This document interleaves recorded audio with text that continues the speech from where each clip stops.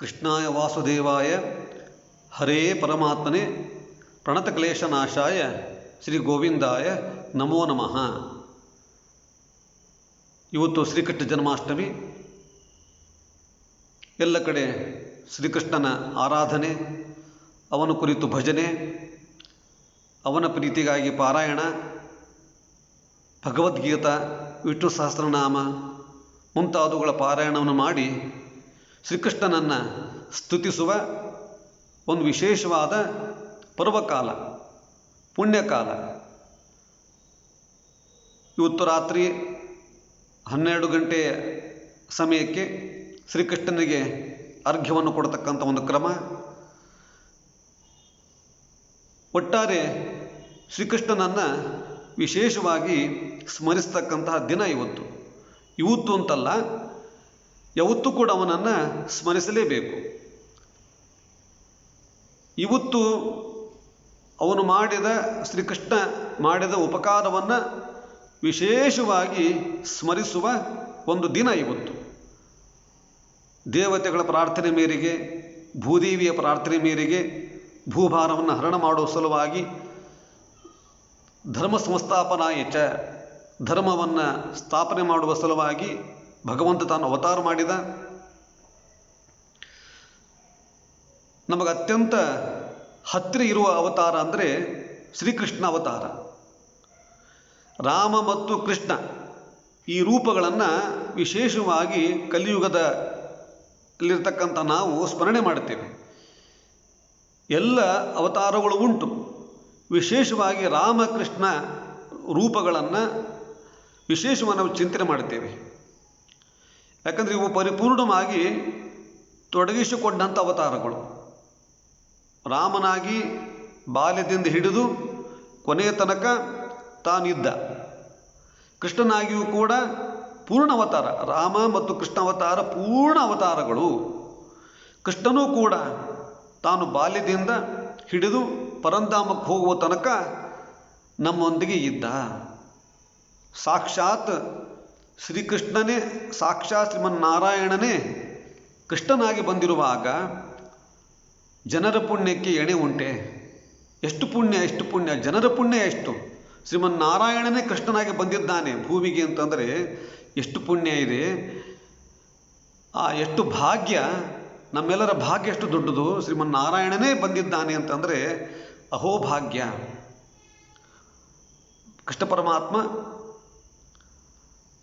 ಬಾಲಕನಾಗಿ ಮತ್ತು ಪೌಗಣ್ಯ ವಯಸ್ಸಿನಲ್ಲಿ, ಯೌವನದಲ್ಲಿ ಮತ್ತು ವೃದ್ಧಾಪ್ಯದಲ್ಲಿ ಎಲ್ಲ ಹಂತಗಳಲ್ಲಿಯೂ ಕೂಡ ಅನೇಕ ಮಹಿಮೆಗಳನ್ನು, ಒಬ್ಬ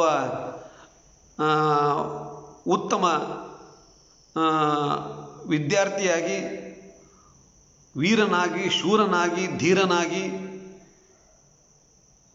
ಗೋಪಿಕೆಯರನ್ನು ರಂಜಿಸುವ ರಸಿಕನಾಗಿ, ಅರ್ಜುನನಿಗೆ ಉಪದೇಶ ಮಾಡುವ ಸಂದರ್ಭದಲ್ಲಿ ತತ್ವಜ್ಞಾನಿಯಾಗಿ, ಒಳ್ಳೆಯ ರಾಜಕಾರಣಿಯಾಗಿ, ಉದ್ಧವರಿಗೆ ಉಪದೇಶ ಮಾಡುವಾಗ ಗುರುವಾಗಿ, ಹೀಗೆ ತಂದೆಯಾಗಿ, ತಾಯಿಯಾಗಿ, ಗುರುವಾಗಿ, ಶಿಕ್ಷಕನಾಗಿ, ರಕ್ಷಕನಾಗಿ ಅನೇಕ ಮುಖಗಳಲ್ಲಿ ತನ್ನ ಮಹಿಮೆಯನ್ನು ತೋರಿಸಿದ್ದಾನೆ. ಅವನ ಅವತಾರದಲ್ಲಿ ಬಾಲ್ಯದಿಂದ ಹಿಡಿದು ಅವತಾರದ ಕ್ಷಣಗಳಿಂದ ಪ್ರಾರಂಭ ಮಾಡಿ ಪರಂಧಾಮಕ್ಕೆ ಹೋಗುವ ತನಕ ಎಲ್ಲ ಲೀಲೆಗಳೇನಿದೆ ಅತ್ಯಂತ ಪವಿತ್ರವಾಗಿರ್ತಕ್ಕಂಥದ್ದು, ಅರ್ಥಗರ್ಭಿತವಾಗಿರ್ತಕ್ಕಂಥದ್ದು, ಅನೇಕ ಮಹಿಮೆಗಳಿಂದ ಕೂಡಿರ್ತಕ್ಕಂಥದ್ದು. ಯಾವುದೇ ಮಹಿಮೆಯನ್ನು ನೋಡಿದರೂ ಕೂಡ ಅಲ್ಲಿ ಒಂದು ಶಕ್ತಿ ಇದೆ, ಒಂದು ಅರ್ಥ ಇದೆ, ಒಂದು ವ್ಯವಸ್ಥೆ ಇದೆ. ಈ ರೀತಿಯಾದ ಅವತಾರ ಶ್ರೀಕೃಷ್ಣ ಅವತಾರವನ್ನು ಮಾಡಿ ಈ ಕೊನೆ ಹಂತ ಬರ್ತದೆ. ಕೊನೆ ಹಂತ ಅಂತಂದರೆ ಅವತಾರ ಸಮಾಪ್ತಿ ಆಗುವ ಸಮಯ. ಈ ಸಂದರ್ಭದಲ್ಲಿ ಬ್ರಹ್ಮಾದಿ ದೇವತೆಗಳು ಬಂದು ಪ್ರಾರ್ಥನೆ ಮಾಡ್ತಾರೆ. ಶ್ರೀಕೃಷ್ಣ, ನೀನು ಯಾವ ಉದ್ದೇಶವಾಗಿ ಈ ಭುವಿಗೆ ಬಂದು ಭುವಿಯಲ್ಲಿ ಅವತಾರ ಮಾಡಿದ್ದೀಯಲ್ಲಪ್ಪ, ಆ ಎಲ್ಲ ಕಾರ್ಯಗಳು ಮುಗಿದಿದೆ. ಅತ್ಯಂತ ನೀನು ಅಂದುಕೊಂಡಂತಹ ಕಾರ್ಯವನ್ನು ಅತ್ಯಂತ ಯಶಸ್ವಿಯಾಗಿ ಅತ್ಯುತ್ತಮವಾಗಿ ನಿರ್ವಹಣೆ ಮಾಡಿದ್ದಿ. ನೀನು ಮಾಡಿದ ಉಪಕಾರವನ್ನು ಯಾವ ಕಾಲಕ್ಕೂ ಮರೀಲಿಕ್ಕೆ ಸಾಧ್ಯವೇ ಇಲ್ಲ. ಇಡೀ ಜಗತ್ತು ಮತ್ತು ಎಲ್ಲ ಲೋಕಗಳು ಎಲ್ಲ ಕಾಲಕ್ಕೂ ಕೊಂಡಾಡುವ ಅತ್ಯುತ್ತಮ ಕಾರ್ಯವನ್ನು ನೀನು ಮಾಡಿದ್ದೀಯಪ್ಪ. ಈಗ ನಿನ್ನ ಅವತಾರ ಕಾರ್ಯ ಸಮಾಪ್ತಿ ಆಗುವ ಹಂತ ಬಂದಿದೆ. ಯದಿ ತ್ವಮಿಚ್ಛಸಿ, ನಿನಗೆ ಅಪೇಕ್ಷೆ ಇದ್ದರೆ ನೀನು ಪುನಃ ನಮ್ಮಲ್ಲಿಗೆ ಬರಬಹುದು, ಅಂದರೆ ನಮ್ಮ ಲೋಕಕ್ಕೆ ಬಾ ಅಂತ ಪ್ರಾರ್ಥನೆ ಮಾಡ್ತಾರೆ. ಅಂದರೆ ಅವತಾರವನ್ನು ಸಮಾಪ್ತಿಗೊಳಿಸಿ ಬರಬಹುದು ಅಂತ ದೇವತೆಗಳು ಪ್ರಾರ್ಥನೆ ಮಾಡ್ತಾರೆ. ಪುನಃ ನಮ್ಮ ಲೋಕಕ್ಕೆ ಬಂದು ನಮ್ಮನ್ನೆಲ್ಲ ಸಂತೋಷಪಡಿಸಬೇಕು ಅಂತ ಕೇಳ್ತಾರೆ. ಅಂದರೆ ಅವತಾರ ಕಾರ್ಯ ಮುಗಿದಿದೆ, ನೀನು ಬರಬಹುದು, ಅಂದರೆ ಅವತಾರ ಕಾರ್ಯ ಸಮಾಪ್ತಿಗೊಳಿಸಿ ನೀನು ವೈಕುಂಠಕ್ಕೆ, ಸ್ವಧಾಮಕ್ಕೆ, ನಿನ್ನ ಧಾಮಕ್ಕೆ ಬರಬಹುದು ಅಂತ ಬಾ ಅಂತ ಬರಬೇಕು ಅಂತ ಕೇಳ್ತಾರೆ. ಅದು ಕೂಡ ಒತ್ತಾಯ ಇಲ್ಲ. ಬರಬೇಕು ಅಂತ ಅನಿಸಿದ ಪಕ್ಷದಲ್ಲಿ ತಾನು ಬರಬಹುದು ಅಂತ ದೇವತೆಗಳು ಪ್ರಾರ್ಥನೆ ಮಾಡ್ತಾರೆ. ಯದುವಂಶೇ ಅವತೀರ್ಣಸ್ಯ ಭವತ ಪುರುಷೋತ್ತಮ. ಯದುವಂಶದಲ್ಲಿ ಅವತಾರ ಮಾಡಿದ ನಿನ್ನ ಸಮಯ ಮುಗಿತಾ ಬಂತಪ್ಪ. ಶರಶತಂ ವ್ಯತೀಯಾಯ ಪಂಚವಿಂಶಾಧಿಕಂ ಪ್ರಭೋ. ಈಗ ನೀನು ಇಲ್ಲಿಗೆ ಬಂದು ಎಷ್ಟು ಸಮಯ ಆಯ್ತಪ್ಪ ಅಂತಂದರೆ, ಶರಶತಂ ವ್ಯತೀಯಾಯ ಪಂಚವಿಂಶಾಧಿಕಂ ಪ್ರಭೋ. ಶರಶತಂ ವ್ಯತೀಯಾಯ ಅಂದರೆ 100 ವರ್ಷ ಕಳೆದು ಮೇಲೆ ಪಂಚವಿಂಶಾಧಿಕಂ,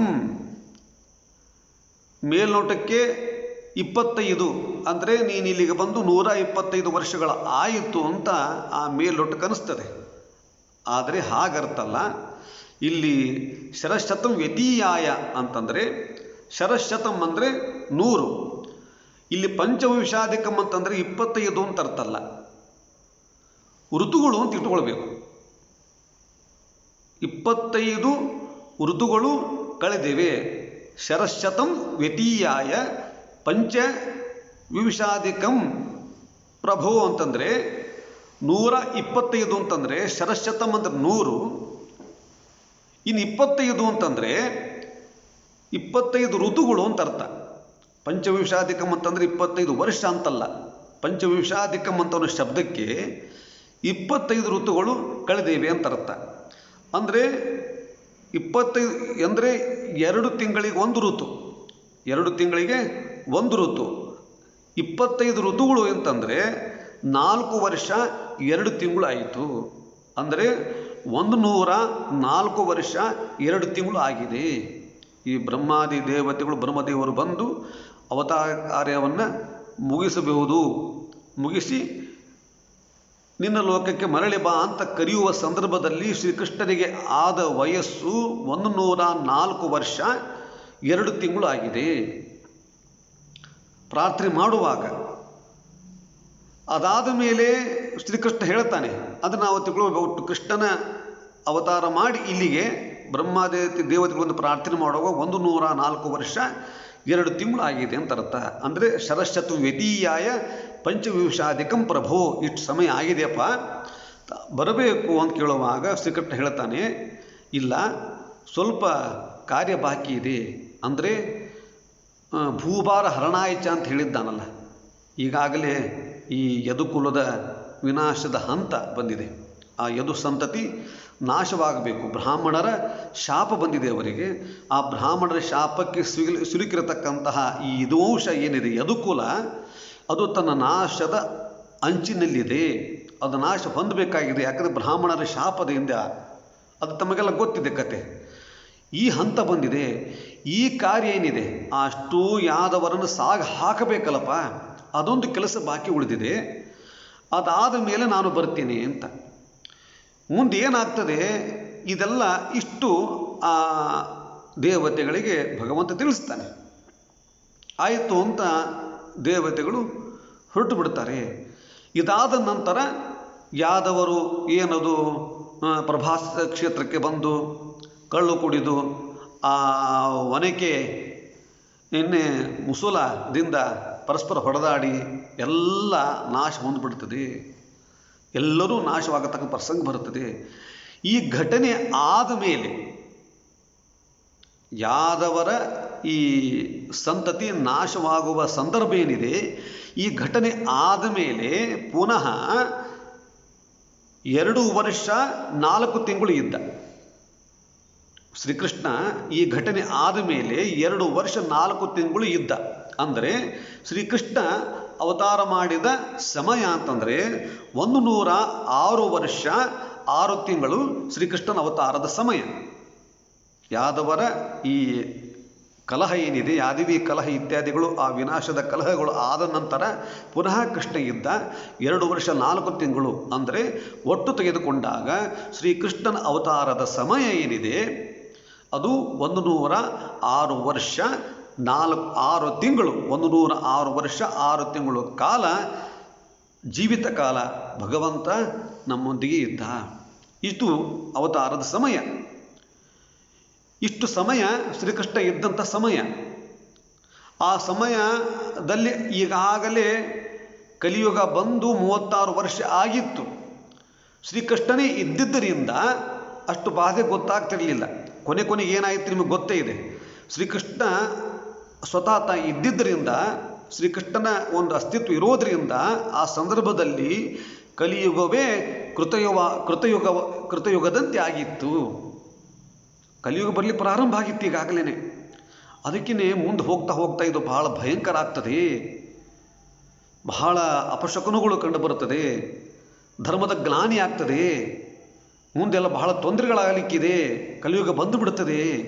ಇದೆಲ್ಲ ಸನ್ನಿವೇಶಗಳು ಅಲ್ಲಿ ಗೊತ್ತಾಗ್ತದೆ. ಇಷ್ಟೆಲ್ಲ ಆಗ್ತದೆ. ಇಷ್ಟು ಸಮಯ ತಾನು ಇದ್ದ.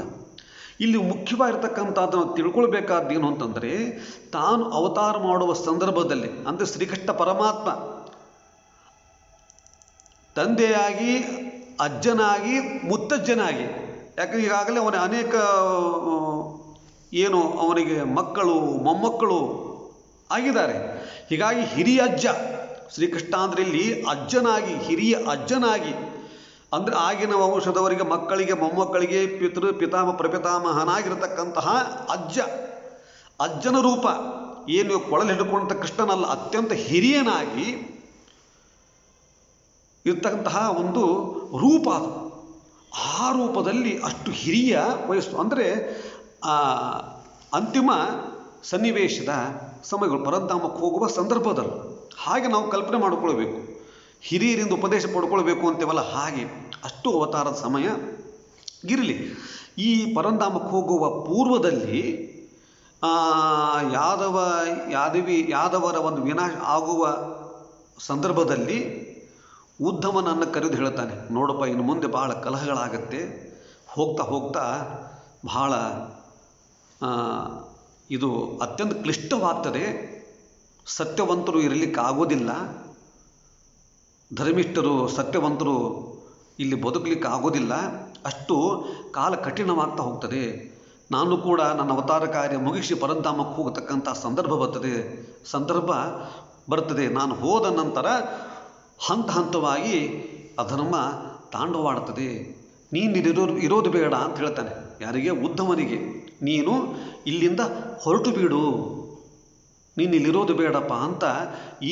ಇಂತಹ ಈ ಒಂದು ಅಧರ್ಮದ ವಾತಾವರಣದಲ್ಲಿ ನಿನ್ನಂಥವರಿಗೆ ಇರೋದು ಬಹಳ ಕಷ್ಟ ಅಂಥೇಳಿ ಅತ್ಯಂತ ಪ್ರೀತಿಯಿಂದ ವಾತ್ಸಲ್ಯ ಅಂತ ಹೇಳ್ತಾರಲ್ಲ, ಹಾಗೆ ನೀನಿಲ್ಲಿ ಹೊರಟು ಬಿಡು ಅಂಥೇಳಿ ಉದ್ಧವನನ್ನು ಕಳಿಸಿಕೊಡ್ತಾನೆ ಯಾತ್ರೆಗೆ. ನೀನು ಹೊರಟು ಬಿಡು, ಈ ಮುಂದೆ ನಿನಗೆ ನಿನ್ನಂಥವ್ರಿಗೆ ಇದು ಕಾಲ ಇಲ್ಲಪ್ಪ, ಹೊರಟು ಬಿಡು. ಹೋಗೋ ಮೊದಲು ನನಗೆ ಭಗವಂತನನ್ನು ಕಾಣುವ, ನಿನ್ನನ್ನು ಉಪಾಸನೆ ಮಾಡುವ ರಹಸ್ಯ ತತ್ವಗಳು ನನಗೆ ತಿಳಿಸಬೇಕು, ಹೇಗೆ ಭಗವಂತನ ಆರಾಧನೆ ಹೇಗೆ ಮಾಡಬೇಕು ಅಂತ ಕೇಳ್ತಾನೆ. ಇದೇ ಅವನಿಗೆ ಉಪದೇಶ ಕೊಟ್ಟಂಥ ಗೀತೆ ಉದ್ಧವ ಗೀತೆ ಅಂತ ಆಗುತ್ತೆ. ಅತ್ಯಂತ ಶ್ರೇಷ್ಠವಾದ, ಇಡೀ ಭಾಗವತದಲ್ಲೇ ಹೃದಯ ಸ್ಥಾನದಲ್ಲಿರತಕ್ಕಂತಹ ಏಕಾದಶ ಸ್ಕಂದ, ದಶಮಸ್ಕಂದ ಕೃಷ್ಣನ ಅವತಾರಕ್ಕೆ ಮೀಸಲು. ದಶಮಸ್ಕಂದ ಮತ್ತು ಏಕಾದಶ ಸ್ಕಂದ ಏನಿದೆ, ಇಡೀ ಭಾಗವತದ ಒಂದು ಅಂತಿಮ ಘಟ್ಟ. ಇಡೀ ಭಾಗವತವನ್ನು ಕೇಳಿ ಆದ ಮೇಲೆ ಏನು ಮಾಡೋದು? ಹೇಗೆ ಆರಾಧನೆ ಅಂತ ಗೊತ್ತಾಗಬೇಕಲ್ಲ. ಈ ಒಂದು ತತ್ವ ಈ ಏಕಾದಶ ಸ್ಕಂದದಲ್ಲಿ ಉದ್ಧವ ಗೀತೆಯಲ್ಲಿ ಅಡಕವಾಗಿದೆ. ಕೆಲವೊಂದು ಮಾತ್ರ ಹೇಳ್ತಾ ಇದ್ದೇನೆ ಅಷ್ಟೇ. ಭಗವಂತನ ಆರಾಧನೆ ಹೇಗೆ ಮಾಡೋದು ಅಂತ ಉದ್ಧವ ಕೇಳಿದ್ದಕ್ಕೆ ಶ್ರೀಕೃಷ್ಣ ಹೇಳ್ತಾನೆ, ತುಂಬ ಅದ್ಭುತವಾದ ಒಂದು ಚಿಂತನೆಯನ್ನು ಶ್ರೀಕೃಷ್ಣ ಕೊಡ್ತಾನೆ. ನೋಡಪ್ಪ ಉದ್ಧವ, 11 ಪ್ರತೀಕಗಳಿದೆ, 11 ಪೂಜಾ ಸ್ಥಾನಗಳು. ಸೂರ್ಯ, ಅಗ್ನಿ, ಬ್ರಾಹ್ಮಣೋ, ಗಾವಃ, ವೈಷ್ಣವಃ, ಖಂ, ಮರುತ್, ಜಲಂ, ಭೂರಾತ್ಮ, ಸರ್ವಭೂತಾನಿ, ಭದ್ರಪೂಜಾ ಪದಾನಿಮೆ. ನೋಡಪ್ಪ, ಇಷ್ಟು 11 ಪ್ರತೀಕಗಳೇನಿದೆ, ಇವು ನನ್ನ ಪೂಜಾ ಸ್ಥಾನಗಳು, ನನ್ನ ವಿಶೇಷವಾದ ಪ್ರತೀಕಗಳು. ಇಲ್ಲಿ ಭಗವಂತನ ಆರಾಧನೆ ಮಾಡಬೇಕು, ನನ್ನ ಪೂಜಾ ಸ್ಥಾನಗಳು ಅಂತ ಹೇಳ್ತಾನೆ. ಕೇವಲ ಬರೀ ಮನೆಯಲ್ಲಿ ಗರ್ಭಗುಡಿಯಲ್ಲಿ ಕುಳಿತು ದೇವರು ಬಂದು ಕುಳಿತು ಅಷ್ಟೇ ಪೂಜೆ ಅಲ್ಲ. ಎಲ್ಲೆಲ್ಲಿ ಭಗವತ್ ತತ್ವವನ್ನು ಕಾಣಬೇಕು ಅನ್ನೋದನ್ನು ವಿಶಾಲವಾಗಿ ತಿಳಿಸ್ತಾನೆ. ಅಂದರೆ ಮುಂದಿನ ಹಂತ, ಎಲ್ಲ ಕಡೆ ಭಗವಂತನನ್ನು ಆರಾಧನೆ ಮಾಡುವ ಒಂದು ಹೊಸ ನೋಟವನ್ನು ಕೃಷ್ಣ ಕೊಡ್ತಾ ಇದ್ದಾನೆ. ಸೂರ್ಯ ಇದು ಅತ್ಯಂತ ಶ್ರೇಷ್ಠವಾದ ಪ್ರತೀಕ, ಅದು ಭಗವಂತನ ಪ್ರತೀಕ. ಹೀಗಾಗಿ ಸೂರ್ಯನಲ್ಲಿ ಆರಾಧನೆ, ದೇಹಸ್ಥದ ಸವಿತ್ರ ಮಂಡಲ ಮಧ್ಯವರ್ತಿ ಅಂತ ನಾವು ಹೇಳ್ತೇವಲ್ಲ, ಗಾಯತ್ರಿ ಮಂತ್ರ, ಅದಕ್ಕೆ ಸೂರ್ಯ ಶ್ರೇಷ್ಠವಾದ ಪ್ರತೀಕ. ಆದ್ದರಿಂದ ಅದು ನನ್ನ ಉತ್ತಮ ಪ್ರತೀಕ, ಅಲ್ಲಿ ಭಗವಂತನ ಆರಾಧನೆ ಮಾಡಬೇಕು. ಅರ್ಥಾತ್ ಸೂರ್ಯ ಶ್ರೇಷ್ಠವಾದ ಪ್ರತೀಕ ನೋಡಿ.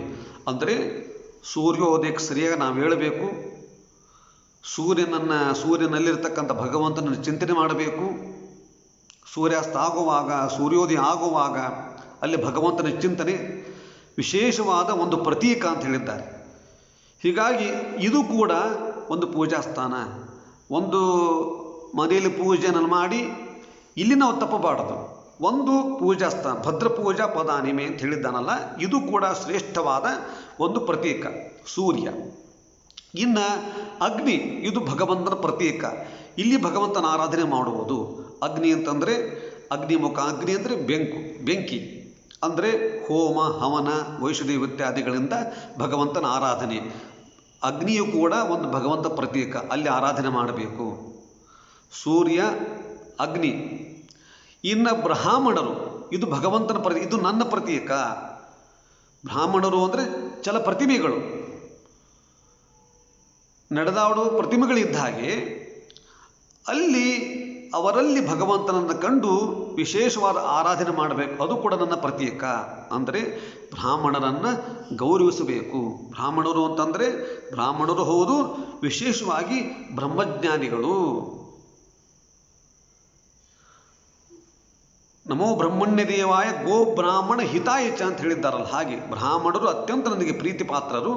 ಬ್ರಹ್ಮಜ್ಞಾನಿಗಳು, ಈ ಬ್ರಹ್ಮಜ್ಞಾನಿಗಳು ವಿಶೇಷವಾದ ಬ್ರಾಹ್ಮಣರು ಏನಿದ್ದಾರೆ, ನಡೆದಾಡುವ ಚಲ ಪ್ರತಿಮೆಗಳಿದ್ದ ಹಾಗೆ ವಿಶೇಷವಾಗಿ ಇದು ನನ್ನ ಉತ್ತಮದ ಪ್ರತೀಕ. ಆದ್ದರಿಂದ ಅಲ್ಲಿಯೂ ಕೂಡ ಭಗವಂತನ ಆರಾಧನೆ ಮಾಡಬೇಕು. ಅರ್ಥಾತ್ ಬ್ರಾಹ್ಮಣರನ್ನು ಗೌರವಿಸಬೇಕು ಅಂತ ಅರ್ಥ.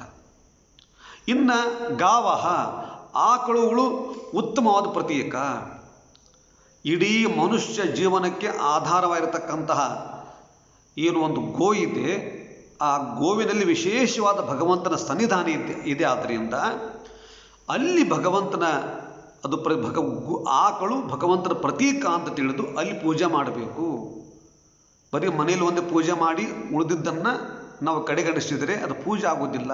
ಅದು ಪೂಜೆಯೇ, ಗೋವಿಂದನ ಆರಾಧನೆ, ಗೋಪೂಜೆ. ಸುಲಭದಲ್ಲಿ ಹೇಳಿದ್ದಾನೆ, ಗೋಪೂಜೆ ಇದು ಭಗವಂತನ ಪ್ರತೀಕ, ಅದನ್ನು ನಾವು ಮರೆಯಬಾರದು. ಅಂದರೆ ಎಲ್ಲ ಕಡೆ ಭಗವಂತನನ್ನು ಕಾಣುವ ಗೋವು. ಇನ್ನು ವೈಷ್ಣವರು ಅಂತಂದರೆ ವಿಷ್ಣು ಭಕ್ತರು. ಈ ವಿಷ್ಣು ಭಕ್ತರು ಯಾರೂ ಆಗಿರಬಹುದು, ವೈಷ್ಣವರು ಅಂತ ಹೇಳಿದ್ದಾರೆ. ಬ್ರಾಹ್ಮಣರು ಬ್ರಹ್ಮಜ್ಞಾನಿಗಳು ಬ್ರಾಹ್ಮಣರು, ವೈಷ್ಣವರು ಅಂತಂದರೆ ವಿಶೇಷವಾದ ವಿಷ್ಣು ಭಕ್ತರು. ಯಾರು ವಿಷ್ಣು ಭಕ್ತರು ಅಂತ ಯಾರಿದ್ದಾರೆ ಅವರೆಲ್ಲರನ್ನು ಗೌರವಿಸಬೇಕು. ವೈಷ್ಣವೇ ಬಂಧು ಸತ್ಕೃತ್ಯ. ವೈಷ್ಣವರು ವಿಷ್ಣು ಭಕ್ತರು ನನ್ನ ಬಂಧುಗಳು ಅಂತ ಅಂದ್ಕೊಳ್ಬೇಕು. ಅವರನ್ನು ಗೌರವಿಸಬೇಕು, ಆದರಿಸಬೇಕು. ವೈಷ್ಣವ ದ್ವೇಷ ಮಾಡಬಾರದು. ಅವರಲ್ಲಿ ಪ್ರೀತಿಯನ್ನು ಮಾಡಬೇಕು. ಅನ್ಯೋನ್ಯ ಹೊಂದಾಣಿಕೆ ಮತ್ತಕ್ಕಂಥದ್ದಿರಬೇಕು. ವೈಷ್ಣವೇ ಬಂಧು ಸತ್ಕೃತ್ಯ. ಅವರು ನನ್ನ ಹತ್ತಿರದ ಬಂಧುಗಳು ಅಂಥೇಳಿ ಅವರನ್ನು ಸತ್ಕರಿಸಬೇಕು. ಯಾಕಂದರೆ ಅವರು ವೈಷ್ಣವರು ನನ್ನ ಉತ್ತಮವಾದ ಪ್ರತೀಕ ಆದ್ದರಿಂದ ಅಲ್ಲಿಯೂ ಕೂಡ ಅವರಲ್ಲಿ ಆಧರಿಸುವುದೇ ಒಂದು ಭಗವಂತನ ಪೂಜೆ ಆಗುತ್ತೆ. ಅದೊಂದು ಪ್ರತೀಕ ಅಂತ ಹೇಳಿದ್ದಾನೆ. ವೈಷ್ಣವೇ ಬಂಧು ಸತ್ಕೃತ್ಯ ಮರುಜ್ಜಲಂ. ಈಗ ವೈಷ್ಣವ ಗೋಗಳು ಆಕಳುಗಳು ಕಂ ಮರುಜ್ಜಲಂ. ಇನ್ನೊಂದು ಉತ್ತಮ ಪ್ರತೀಕ ಅಂತಂದರೆ ಆಕಾಶ. ಆಕಾಶ ಅಂತಂದರೆ ಅದು ಕಾಣದೇ ಇರತಕ್ಕಂತಹ ಎಲ್ಲ ಕಡೆ ವ್ಯಾಪಿಸಿರತಕ್ಕಂತಹ ವಸ್ತು. ಆಕಾಶ ತತ್ವ ಕಣ್ಣಿಗೆ ಕಾಣುವುದಿಲ್ಲ, ಎಲ್ಲ ಕಡೆ ಇದ್ದಾನೆ ಭಗವಂತ, ಎಲ್ಲ ಕಡೆ ಇದ್ದಾನೆ. ಎಲ್ಲಿರ್ತಕ್ಕಂಥದ್ದು ಗಾವಹ ವೈಷ್ಣವ ಆಕಾಶ ಅಂದರೆ ಆಕಾಶದಲ್ಲಿ ಅಂತ ಅರ್ಥ. ಅಂದರೆ ಆಕಾಶ ತತ್ವ ಎಲ್ಲ ಕಡೆ. ಆಕಾಶ ತತ್ವ, ಆಕಾಶ ನಿಮ್ಮ ಕಣ್ಣಿಗೆ ಕಾಣಿಸ್ತದ, ನಡುವಿರತಕ್ಕಂಥ ಗ್ಯಾಪ್, ಈ ಅಂತರ ಏನಿದೆ ಎಲ್ಲ ಕಡೆ ಆಕಾಶ ಇದೆ, ಆದರೆ ಕಣ್ಣಿಗೆ ಕಾಣಿಸುವುದಿಲ್ಲ, ಆದರೆ ಎಲ್ಲ ಕಡೆ ವ್ಯಾಪಿಸಿದೆ. ಅಂದರೆ ಎಲ್ಲ ಕಡೆ ಭಗವಂತನ ಆರಾಧನೆ. ಅಂದರೆ ಆಕಾಶ ಅಂತಂದರೆ ವಿಶೇಷವಾಗಿ ವ್ಯಾಪ್ತೋಪಾಸನೆ. ಅಂದರೆ ಎಲ್ಲ ಕಡೆ ಹೇಗೆ ಆಕಾಶ ಕಾಣದೇ ಇದ್ದರೂ ಕೂಡ ಎಲ್ಲ ಕಡೆ ವ್ಯಾಪ್ತವಾಗಿದೆಯೋ ಹಾಗೆ ಭಗವಂತ ಕಣ್ಣಿಗೆ ಕಾಣಿಸದಿದ್ದರೂ ಕೂಡ ಎಲ್ಲ ಕಡೆ ವ್ಯಾಪ್ತನಾಗಿದ್ದಾನೆ. ಎಲ್ಲ ಕಡೆ ಅವನ ಚಿಂತನೆ. ಇದು ವ್ಯಾಪ್ತೋಪಾಸನೆ. ವ್ಯಾಪ್ತೋಪಾಸನೆ ಅಂತಂದರೆ ಈ ವ್ಯಾಪ್ತೋಪಾಸನೆ ನಮ್ಮಂಥವ್ರಿಗೆ ಸಾಧ್ಯ ಇಲ್ಲ. ಆದ್ದರಿಂದ ಆಕಾಶ ಅಂತಂದರೆ ಹೃದಯಕ್ಕೆ ನಿಷ್ಠೆಯ, ನಮ್ಮ ಹೃದಯ ಆಗಸದಲ್ಲಿ, ಹೃದಯಾಕಾಶದಲ್ಲಿ ಭಗವಂತನನ್ನು ಚಿಂತನೆ ಮಾಡಬೇಕು. ಸತ್ಯಂ ಪರಂ ಧೀಮಹಿ ಅಂತರ್ಥ. ಇದೇ ಭಾಗವತದ ಹೃದಯ. ಧೀಮಹಿ ಧ್ಯಾನ ಮಾಡೋಣ ಅಂತರ್ಥ. ಧ್ಯಾನ ಅಂತಂದರೆ ಈ ಹೃದಯ ಆಕಾಶದಲ್ಲಿ ಭಗವದ್ ರೂಪವನ್ನು ಚಿಂತನೆ ಮಾಡಿಕೊಂಡು ಅದನ್ನೇ ಧ್ಯಾನ ಮಾಡತಕ್ಕಂಥದ್ದು ಉತ್ತಮವಾದ ಪ್ರತೀಕ. ಅಂದರೆ ಈ ಹೃದಯ ಆಕಾಶವೇ ಉತ್ತಮವಾದ ಪ್ರತೀಕ. ನೀವು ಧ್ಯಾನ ಮಾಡುವಾಗ, ಭಜನೆ ಮಾಡುವಾಗ ಒಂದು ರೂಪವನ್ನು ನಿಲ್ಲಿಸಿಕೊಂಡು ಏನು ನೀವು ಮಾಡ್ತೀರಿ ಅಂದರೆ ಧ್ಯಾನದಿಂದ ಇದಕ್ಕೇನಂತಾರೆ, ಆ ಹೃದಯದಲ್ಲೇ ಭಗವಂತ ರೂಪವನ್ನು ನಿಲ್ಲಿಸಿಕೊಂಡು ಮಾಡಿದರೆ ಈ ಧ್ಯಾನ ಅನ್ನೋದು ಯೋಗಕ್ಕೆ ತಿರುಗಬೇಕು.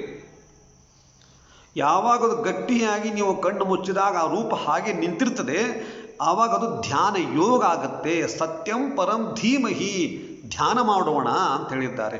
ಇದು ಆಕಾಶ ಅಂತಂದರೆ ಈ ನಿಟ್ಟಿನಲ್ಲಿ, ಅಂದರೆ ಹೃದಯ ಆಕಾಶದಲ್ಲಿ ಭಗವಂತನನ್ನು ಸದಾ ಚಿಂತನೆ ಮಾಡತಕ್ಕಂಥದ್ದು. ಯಾಕಂದರೆ ಜ್ಞಾನಿಗಳು ಮಾಡುವ ಹಾಗೆ ವ್ಯಾಪ್ತೋಪಾಸನೆ ಸಾಧ್ಯವಿಲ್ಲಾದ್ರಿಂದ ಅಂತರಂಗದಲ್ಲಿ ಭಗವಂತನನ್ನು ಕಂಡು ಸ್ತೋತ್ರ ಮಾಡತಕ್ಕಂಥದ್ದು ಈ ಆಕಾಶ ತತ್ವ ಉತ್ತಮವಾದ ಪ್ರತೀಕ. ಆದ್ದರಿಂದ ಇಲ್ಲಿ ಕೂಡ ಭಗವಂತನ ಆರಾಧನೆಯನ್ನು ಮಾಡಬೇಕು.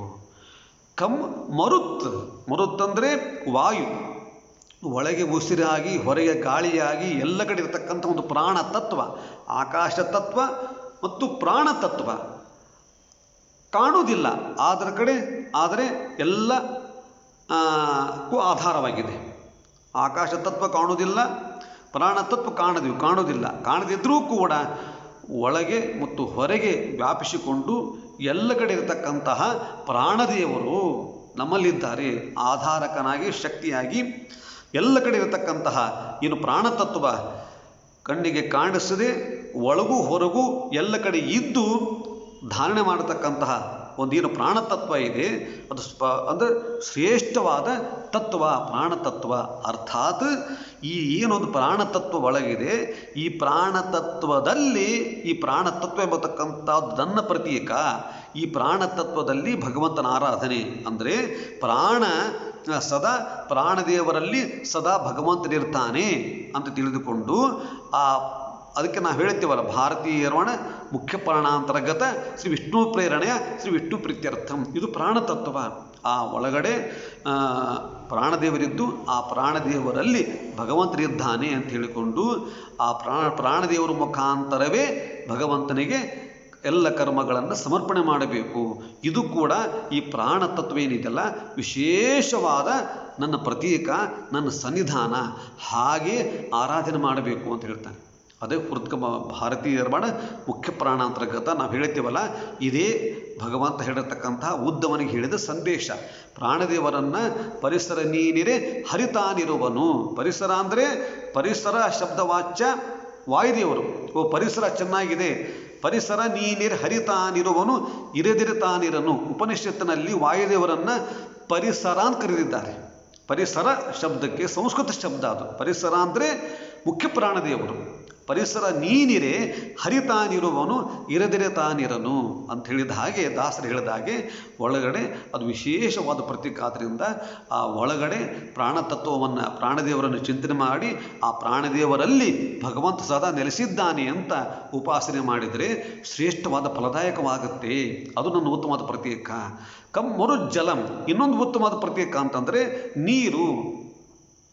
ನೀರಿನಲ್ಲಿ ತದಭಿಮಾನಿ ಆ ನೀರಿನಲ್ಲಿ ನಾವು ಭಗವಂತನನ್ನು ಆವಾಹನೆ ಮಾಡ್ತೇವೆ. ಆವಾಹನೆ ಮಾಡಿ ಅಲ್ಲಿ ಅರ್ಘ್ಯ ಕೊಡ್ಬೋದು, ಅಭಿಷೇಕ ಮಾಡ್ಬೋದು. ನೀರಿನಿಂದೆಲ್ಲ ಕರ್ಮಗಳನ್ನು ಮಾಡಿ ನೀರನ್ನು ಬಿಟ್ಟು ಶ್ರೀಕೃಷ್ಣಾರ್ಪಣಮಸ್ತು ಭಗವಂತನದನ್ನು ಭಗವಂತನಿಗೆ ಅರ್ಪಣೆ ಮಾಡುವುದು.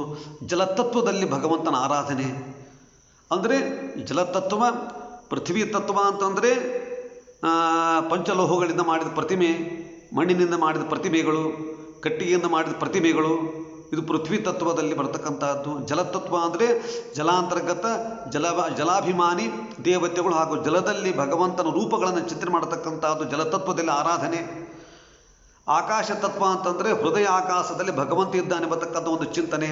ಪ್ರಾಣತತ್ವ ಅಂದರೆ ಒಳಗಡೆ ಪ್ರಾಣದೇವರಿದ್ದು ಪ್ರಾಣದೇವರಲ್ಲಿ ಭಗವಂತನಿದ್ದುಕೊಂಡು ಎಲ್ಲ ಕಾರ್ಯವನ್ನು ನಡೆಸ್ತಾನೆ ಬರ್ತಕ್ಕಂಥದ್ದು ಪ್ರಾಣತತ್ವದ ಚಿಂತನೆ. ಹೀಗೆ ಪೃಥ್ವಿ ತತ್ವ, ಆಕಾಶ ತತ್ವ, ಪ್ರಾಣತತ್ವಗಳು ಇಲ್ಲೆಲ್ಲ ಇವೆಲ್ಲ ಭಗವಂತನ ಪ್ರತೀಕಗಳು. ಮರುಜ್ಜಲಂ ಹೀಗೆ ಜಲ ನೀರಿನ ಬರೀ ನೀರಲ್ಲ, ಅದು ಉತ್ತಮವಾದ ಪ್ರತೀಕ. ಆದ್ದರಿಂದ ಅದು ಕೂಡ ಅಲ್ಲಿಯೂ ಕೂಡ ಭಗವಂತನ ಆರಾಧನೆ ಮಾಡಬೇಕು. ಅಂದರೆ ನೀರಿನಿಂದ ಭಗವಂತನೇ ಆರಾಧನೆ ಮಾಡೋದು, ಅದು ಭಗವಂತನ ಪ್ರೀತಿ. ನೀರಿನಿಂದ ಅಭಿಷೇಕ ಮಾಡಬಹುದು ಅಥವಾ ಜಲದಾನ ಆಗಿರಬಹುದು. ಇನ್ನೂ ಮತ್ತು ಆರ್ಥಿಕ ಅನುಕೂಲ ಇತ್ತು ಅಂತಂದರೆ ಅನುಕೂಲವಾಗಲಿ ಅಂಥೇಳಿ ಕೆರೆ ಬಾವಿಗಳನ್ನು ತೋಡಿಸುವುದು, ನೀರು ಕುಡಿಯಲಿಕ್ಕೆ ಅರವಟ್ಟಿಗಳನ್ನು ಇಟ್ಟು ಇದು ಭಗವಂತ ಪ್ರೀತನಾಗಲಿ ಅಂಥೇಳಿ ಈ ಜಲತತ್ವದ ಆರಾಧನೆ. ಇದು ಜಲ ನನಗೆ ಉತ್ತಮವಾದ ಪ್ರತೀಕ. ಆದ್ದರಿಂದ ಈ ನಿಟ್ಟಿನಲ್ಲಿ ಆರಾಧನೆ ಮಾಡಿದರೆ ಅದು ನನ್ನ ಉತ್ತಮ ಪ್ರತೀಕ. ಅದು ಇದು ಭಗವತ್ ಪ್ರತೀಕಗಳು. ಜಲ ಕೂಡ ಇಲ್ಲೂ ಕೂಡ ಭಗವಂತನ ಆರಾಧನೆ ಮಾಡಲಿಕ್ಕಾಗ್ತದೆ. ಮರುಜ್ಜಲಂ. ಇನ್ನು ಅಗ್ನಿ, ಜಲಂ, ಭೂಮಿ. ಭೂಮಿ ಒಂದು ಉತ್ತಮವಾದ ಪ್ರತೀಕ, ನನ್ನ ಆರಾಧನೆಗೆ ಉತ್ತಮವಾದ ಪ್ರತೀಕ ಭೂಮಿ. ಆದ್ದರಿಂದ ಭೂಮಿಯಲ್ಲಿ ರಂಗವಲ್ಲಿ ಬರೆಯುವುದು, ಮಂಡಲಗಳನ್ನು ಹಾಕುವುದು, ಚಕ್ರಾಬ್ಜ ಮಂಡಲ ನಾವೇನು ಹಾಕ್ತೇವೆ ಅದೆಲ್ಲ ಅಲ್ಲಿ ಭಗವಂತನ ಆರಾಧನೆ ಹಾಗೆ ಮಾಡಬೇಕಂತೆ. ಅಂದರೆ ವಿಶೇಷ ಭಗವಂತನ ಆರಾಧನೆ ಮಾಡಿದ ಪೂಜೆ, ಅದು ಉತ್ತಮ ಪ್ರತೀಕ, ಉತ್ತಮ ಸನ್ನಿಧಾನ. ಭೂಮಿಯೇ ಉತ್ತಮವಾದ ಪ್ರತೀಕ. ಇಲ್ಲಿ ಹೇಗೆ ಆರಾಧನೆ ಮಾಡುವುದು ಅಂತಂದರೆ ರಂಗವಲ್ಲಿ ಬರೆಯುವುದು, ರಂಗವಲ್ಲಿ ಹಾಕುವುದು. ಆ ರಂಗವಲ್ಲಿ ಹಾಕಿ ಅಲ್ಲಿ ಆ ರಂಗವಲ್ಲಿಯಲ್ಲಿ ಹಾಗೂ ಮಂಡಲಗಳು, ಚಕ್ರಭುಜ ಮಂಡಲ, ಭದ್ರಕಾಳಿ ಮಂಡಲಗಳು ಏನು ಹಾಕ್ತೇವೆ ಆ ಎಲ್ಲ ಮಂಡಲಗಳಲ್ಲಿ ಬರೆದಿರತಕ್ಕಂತಹ ಏನು ಒಂದು ರಂಗೋಲಿಯಲ್ಲಿ ಭಗವದ್ ರೂಪಗಳನ್ನು ಆವಾಹನೆ ಮಾಡಿ ಅಲ್ಲಿ ಭಗವದ್ ರೂಪಗಳನ್ನು ಚಿಂತನೆ ಮಾಡಿಸಿದರೆ ಅದು ಕೂಡ ಒಂದು ಪೂಜೆ ಆಗುತ್ತೆ. ನಿತ್ಯ ರಂಗವಲ್ಲಿ ಹಾಕುವುದೇ ಒಂದು ಭಗವಂತನ ಆರಾಧನೆ ಆಗುತ್ತೆ. ಭಗವಂತ ಇದರ ಪ್ರೀತನಾಗಲಿ, ಅದು ಉತ್ತಮ ಪ್ರತೀಕವೇ. ಅದರಿಂದ ವಿಶೇಷವಾದ ಫಲ ಇದೆ. ಈಗ ಭೂಮಿ ಉತ್ತಮ ಪ್ರತೀಕ ಆದ್ದರಿಂದ ಭೂಮಿಯಲ್ಲಿ ಮಾಡುವ, ಭೂಮಿಯನ್ನು ಆಧಾರವಿಟ್ಟುಕೊಂಡು ಮಾಡ್ತಕ್ಕಂಥ ಕರ್ಮಗಳೇನಿದೆ ವಿಶೇಷವಾಗಿ ಅಲ್ಲಿ ಬರತಕ್ಕಂಥ ಕಾರ್ಯಗಳು, ಅಲ್ಲಿ ಭಗವಂತನ ಆರಾಧನೆ, ಇದು ಕೂಡ ಉತ್ತಮವಾದ ಪ್ರತೀಕ. ಜಲಂ ಅಂತ ಹೇಳಿದ್ದಾರೆ ಭೂಮಿ. ಇನ್ನು ಇಷ್ಟು ಆಯಿತು. ಮರುಜ್ಜಲಂ ಭೂಮಿ. ಭೂರಾತ್ಮ. ಇನ್ನೊಂದು ಭೂಮಿ ಆದ ಮೇಲೆ ಆತ್ಮ ಅಂದರೆ ತಾನೇ, ತನ್ನ ಒಳಗೆ ಅಂದರೆ ನಮ್ಮ ಒಳಗೆ ಭಗವಂತನನ್ನು ಕಾಣಬಹುದು. ಇದು ಉತ್ತಮ. ಕೊನೆಗೆ ತನಗೆ ತಾನೇ ಪ್ರತೀಕ ಅಂದರೆ ಆತ್ಮನಲ್ಲಿ ನಮ್ಮಲ್ಲಿ ಭಗವಂತನನ್ನು ಕಾಣಬಹುದು ಅಂತಕ್ಕಂಥ ಅರ್ಥ. ಅಂದರೆ ಆತ್ಮನಲ್ಲಿ ಅಂದರೆ ನಮ್ಮಲ್ಲಿ, ನಮ್ಮ ಮನಸ್ಸಿನಲ್ಲಿ, ನಮ್ಮ ಶರೀರದಲ್ಲಿ ಭಗವಂತ ಇದ್ದು ಎಲ್ಲ ಕಾರ್ಯವನ್ನು ಮಾಡಿಸ್ತಾನೆ ಎಂಬತಕ್ಕಂಥ ಚಿಂತನೆ ಇದು. ಅಂದರೆ ತನ್ನ ಒಳಗೆ ಭಗವಂತನನ್ನೇ ಕಾಣುವುದು. ನನ್ನೆಲ್ಲ ಕರ್ಮಗಳು ಇವನು ಪ್ರೇರಕನಾಗಿದ್ದುಕೊಂಡು ಎಲ್ಲ ಕರ್ಮಗಳನ್ನು ಭಗವಂತ ಮಾಡಿಸ್ತಾ ಇದ್ದಾನೆ. ಸುಖ ಭೋಗಗಳು ಎಲ್ಲ ಏನಿವೆ ಅವೆಲ್ಲ ಭಗವಂತ ನಮ್ಮೊಳಗಿದ್ದು ಮಾಡಿಸ್ತಾ ಇದ್ದಾನೆ.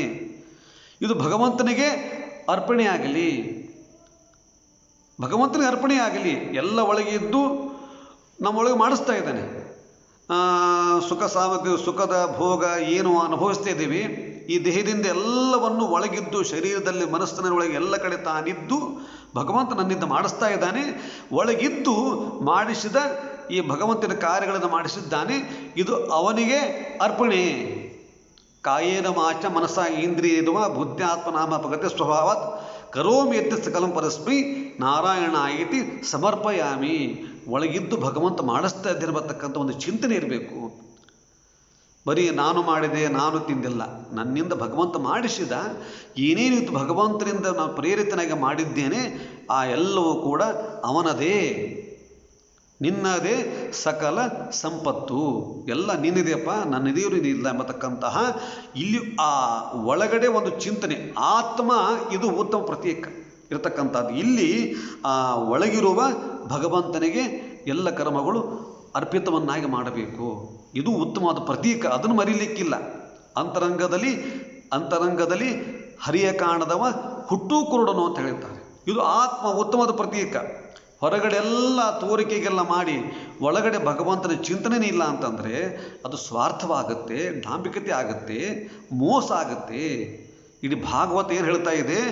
ಮೋಸರಹಿತವಾದ ಬದುಕು ಮಾಡಿ, ಮೋಸರಹಿತವಾದ ಧರ್ಮವನ್ನು ಮಾಡಿ, ಮೋಸರಹಿತವಾದ ಭಕ್ತಿಯನ್ನು ಮಾಡಿ ಅಂತ ಪ್ರಾರಂಭದಲ್ಲಿ ಹೇಳಿದ್ದಾರೆ. ಭಾಗವತ ಹೇಳೋದು ಏನು? ಇದನ್ನು ಹೇಳ್ತಕ್ಕಂಥದ್ದು. ಇಡೀ ಭಾಗವತದ್ದು ಏನು ಹೇಳ್ತದೆ? ನೀವು ಮಾಡ್ತಕ್ಕಂಥ ಭಕ್ತಿಯಲ್ಲಿ, ಮಾಡ್ತಕ್ಕಂಥ ಪೂಜೆಯಲ್ಲಿ, ಮಾಡ್ತಕ್ಕಂಥ ಆಚರಣೆಯಲ್ಲಿ ಡಾಂಬಿಕತೆ ಬೇಡ, ಸ್ವಾರ್ಥ ಬೇಡ.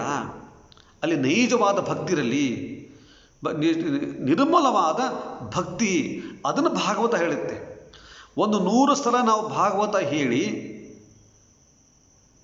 ನಮ್ಮಲ್ಲಿ ದ್ವೇಷ, ಅಸೂಯೆ, ಮಾತ್ಸರ್ಯಗಳು ಕಮ್ಮಿ ಆಗಿಲ್ಲ ಅಂತಂದರೆ ಭಾಗವತ ಕೇಳಿದ್ದಕ್ಕೆ ಏನು ಪ್ರಯೋಜನ? 100 ಸಲ ನಾವು ಏಕಾದಶಿ ಮಾಡಿದ್ದೇವೆ ಅಂತಂದರೆ ಒಳಗಡೆ ಇರುವ ಭಗವಂತನನ್ನು ಕಾಣದೇ ಇದ್ದರೆ ಏನು ಪ್ರಯೋಜನ? 1000 ಸಲ ವ್ರತಗಳನ್ನು ಮಾಡಿದ್ದೇವೆ, ವಿಷ್ಣು ಪಂಚಕ ಮಾಡಿದ್ದೇವೆ, ಎಲ್ಲವನ್ನು ಕೂಡ ಮಾಡಿ, ಭೀಷ್ಮ ಪಂಚಕ ಮಾಡಿದ್ದೇವೆ, ಎಲ್ಲವನ್ನೂ ಕೂಡ ಮಾಡಿ ಒಳಗಿಡಿರುವ ದೇವರನ್ನು ನಾವು ತಿಳಿದೇ ಇದ್ದರೆ ಏನು ಪ್ರಯೋಜನ? ಅವೆಲ್ಲವೂ ಯಾವುದಕ್ಕೆ ಸಾಧನವಾಗಬೇಕು? ಒಳಗಿರತಕ್ಕಂಥ ಭಗವಂತನನ್ನು ಕಾಣುವ ಅಲ್ಲಿ ಅವು ಪರಿಣಾಮಕಾರಿ ಆಗಬೇಕು. ಆತ್ಮ ಒಳಗಿರತಕ್ಕಂಥದ್ದು ಹೋದಪ್ಪ, ನಾನು ಮಾಡುತ್ತಿರತಕ್ಕಂಥ ಸರಿಯೋ ತಪ್ಪೋ ಅಲ್ಲಿ ಚಿಂತನೆ ಮಾಡಬೇಕು. ತನ್ನ ತಿಳಿಯದ ಜ್ಞಾನವು ಇದ್ದರೇನೋ ಅಂತ ಹೇಳಿದ್ದಾರೆ ದಾಸರು. ಇದು ಆತ್ಮ, ಇದು ಉತ್ತಮ ಪ್ರತೀಕ. ಇಲ್ಲಿ ವಂಚನೆ ಆಗಬಾರದು. ಇದು ಯಾವತ್ತೂ ಕೂಡ ಪರಿಶುದ್ಧವಾಗಿರಬೇಕು. ಅತ್ಯಂತ ಪರಿಶುದ್ಧವಾದ ಪ್ರತೀಕ ಅಂದರೆ ತನ್ನ ಒಳಗೆ ತಾನು ಸಾತ್ವಿಕತೆಯನ್ನು ತುಂಬಿಕೊಳ್ಳತಕ್ಕಂಥದ್ದು.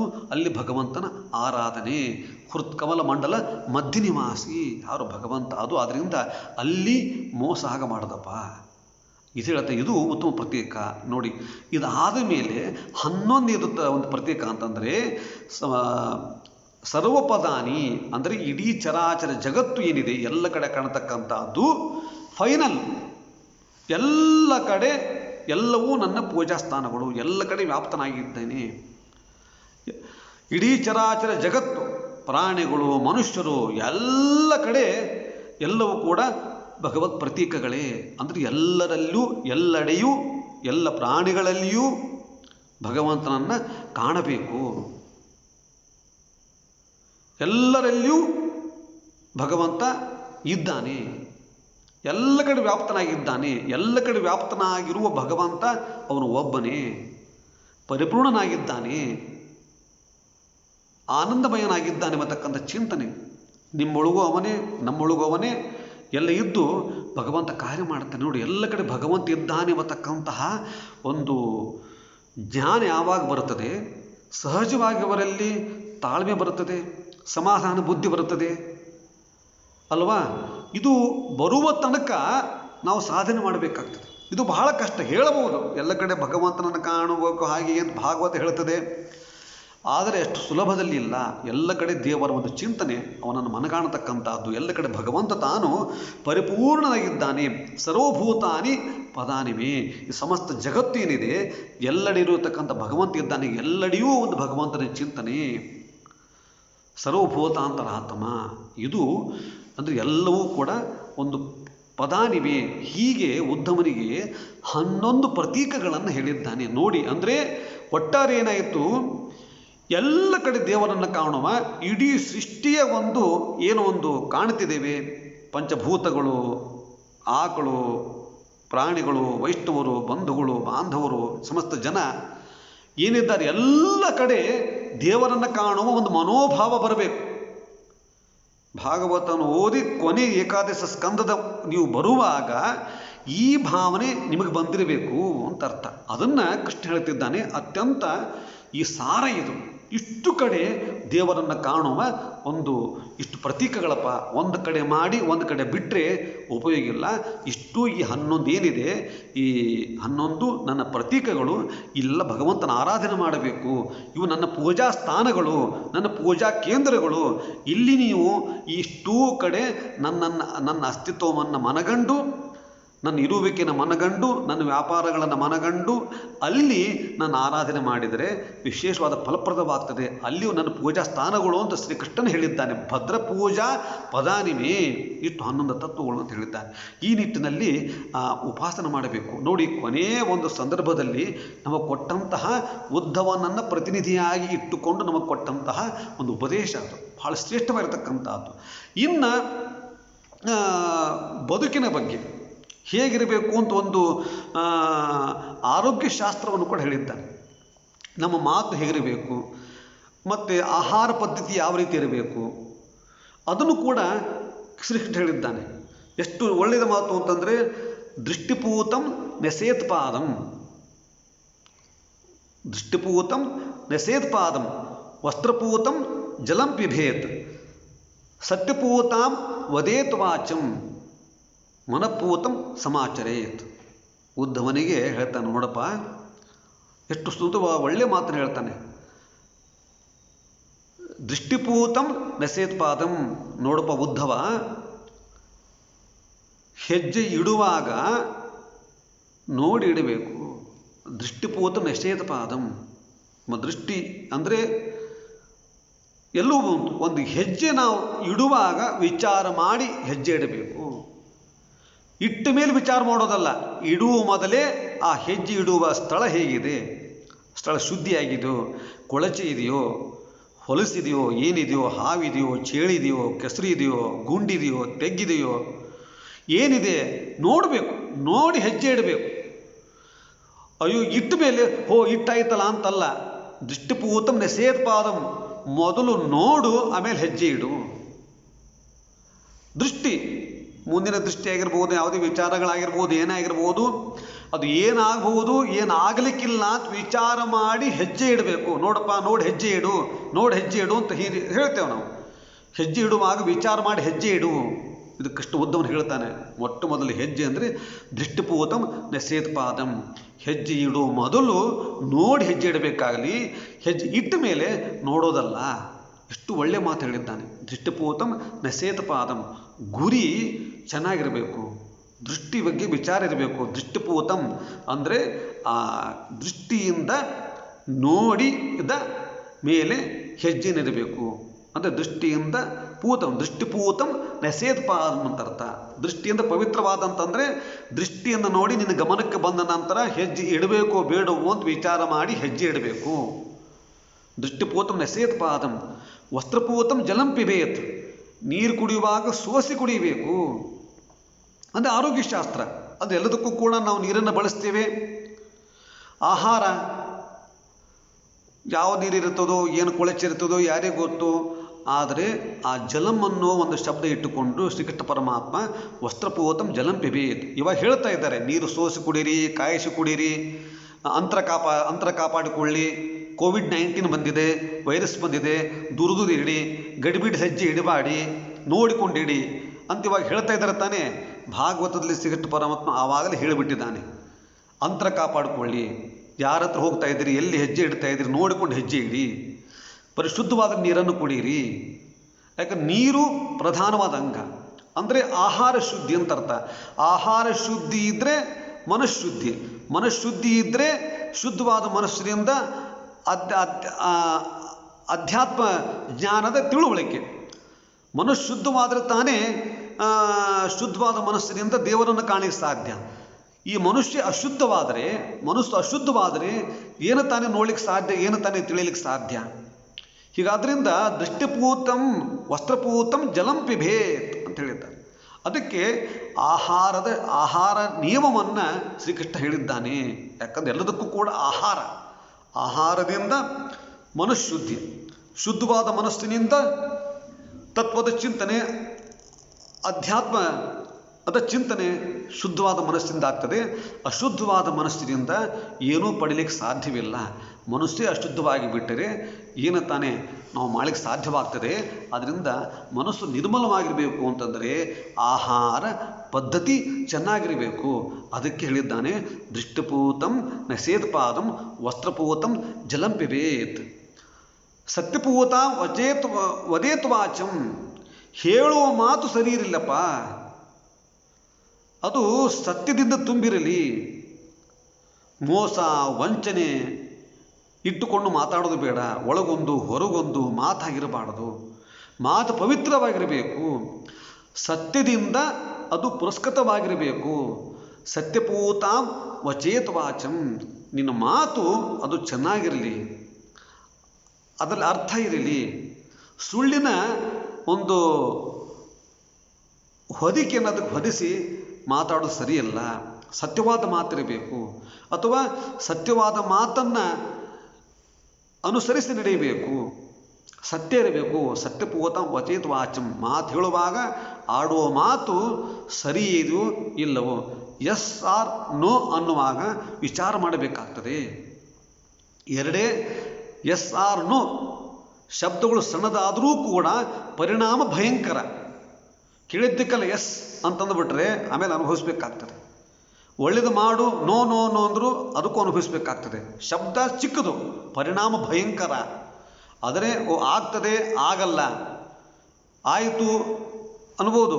ಆದರೆ ಎಲ್ಲವೂ ಕೂಡ ನಾನು ಸುಮ್ಮನೆ ತಮಾಷೆ ಹೇಳಿದ್ದಷ್ಟೇ. ಶಬ್ದಗಳು ಒಂದೊಂದು ಸಣ್ಣ ಶಬ್ದಗಳಾದರೂ ಕೂಡ ಪರಿಣಾಮ ಭಯಂಕರವಾಗಿರುತ್ತದೆ. ಮಾತು ಇನ್ನೊಬ್ಬರು ನೋವಾಗದಂತೆ ಮಾತಾಡಬೇಕು. ಸತ್ಯಪೂತಾಂ ವದೇತ್ ವಾಚಂ. ಆಡುವ ಮಾತು ಇನ್ನೊಬ್ಬರ ಹೃದಯ ಅರಳಿಸುವಂತಿರಬೇಕಾಗಲಿ, ಕೆರಳಿಸುವಂತೆ ಇರಬಾರದು. ಸತ್ಯದ ಇರಲಿ. ಸತ್ಯದ ಚೌಕಟ್ಟಿನಲ್ಲಿ ನಿನ್ನ ಮಾತು ವ್ಯವಹಾರಗಳು ಇರಲಿ ಅಂತ ಒಳ್ಳೆಯ ಮಾತನ್ನು ಹೇಳಿದ್ದಾನೆ. ಯಾಕಂದ್ರೆ ಮಾತು ತಾನೇ, ಮಾತಿನಿಂದ ಎಲ್ಲವೂ ಲಭ್ಯವಾಗ್ತದೆ. ಮಾತಿನಿಂದಲೇ ಎಲ್ಲವೂ ಸರ್ವಸ್ವ. ಆ ಮಾತಿಗೆ ಸತ್ಯದ ಒಂದು ಹೊದಿಕೆ ಇರಲಿ. ಸತ್ಯದ ಕವಚದಿಂದ ನಿನ್ನ ಮಾತು ತುಂಬಿರಲಿ. ಸತ್ಯಪೂತ ವದೇತ್ ವಾಚಂ. ಇನ್ನು ಕೊನೆಗೆ ಒಂದು ಮಾತು ಹೇಳ್ತಾನೆ, ಮನಃಪೂತ ಸಮಾಚರೇತ್. ಏನು ಕೆಲಸ ಮಾಡ್ತೀಯಪ್ಪ ನೀನು, ಕೆಲಸ ಮಾಡುವಾಗ ಮನಸ್ಸಿಟ್ಟು ಮಾಡು, ಪ್ರಾಮಾಣಿಕವಾಗಿ ಮಾಡು. ನಿನ್ನ ಮನಸ್ಸಿಗೆ ಅದು ಮಾಡಿದ್ದು ಸರಿ ಅಂತ ಅನಿಸಬೇಕು. ಸುಮ್ಮನೆ ಯಾರು ಹೇಳಿದ್ದಾರೆ ಅಂತ ಮಾಡ್ತಾ ಮಾಡ್ತಾ ಮಾಡ್ತಾ ಕೂತ್ರೆ ಮನಸ್ಸಿಲ್ಲದೆ ಮಾಡಿ ಏನು ಮಾಡ್ತೀರಿ? ಮನಃಪೂತ ಸಮಾಚರೇತ್. ಮನಸ್ಸಿಗೆ ಯಾವುದು ಇಷ್ಟವೋ, ನಿನಗಿಷ್ಟ ಅಂತ ಯಾವುದು ಕಂಡಿದೆಯೋ ಅದನ್ನು ಪ್ರಾಮಾಣಿಕವಾಗಿ ಮಾಡು. ಮನಸ್ಸು ಸಂತೋಷಪಟ್ಟು ಮಾಡು. ಮನಃಪೂರ್ವಕವಾಗಿ ಮಾಡಬೇಕು. ಮನಃಪೂತ ಸಮಾಚರೇತ್. ಮನಸ್ಸಿಲ್ಲದೇನೆ ಇನ್ನೊಬ್ಬರು ಒತ್ತಾಯಕ ಮಾಡಿದರೆ ಏನು ಪ್ರಯೋಜನ ಇಲ್ಲ. ಬೋರ್ಗಲ್ ಮೇಲೆ ನೀರೆರದಂತೆ ಅಂತ ಹೇಳ್ತಾರೆ, ಹಾಗೆ ಹೆಬ್ಬೆಂಡ ಮೇಲೆ ನೀರೆರದಂತೆ ಬರ್ತಾ ಇದ್ದಾರೆ. ಮನಃಪೂತಂ ಸಮಾಚರೇತ್. ಮನಸ್ಸಿಗೆ ಇಷ್ಟವಾಗಿರಬೇಕು. ಮನಸ್ಸು ಒಪ್ಪಿದ ಬಳಿಕ ಮಾಡು, ಮನಸ್ಸು ಒಪ್ಪುವಂತೆ ಮಾಡು. ಎಷ್ಟು ಒಳ್ಳೆಯ ಮಾತು ಹೇಳಿದ್ದಾನೆ ಶ್ರೀಕೃಷ್ಣ ಭಾಗವತದಲ್ಲಿ.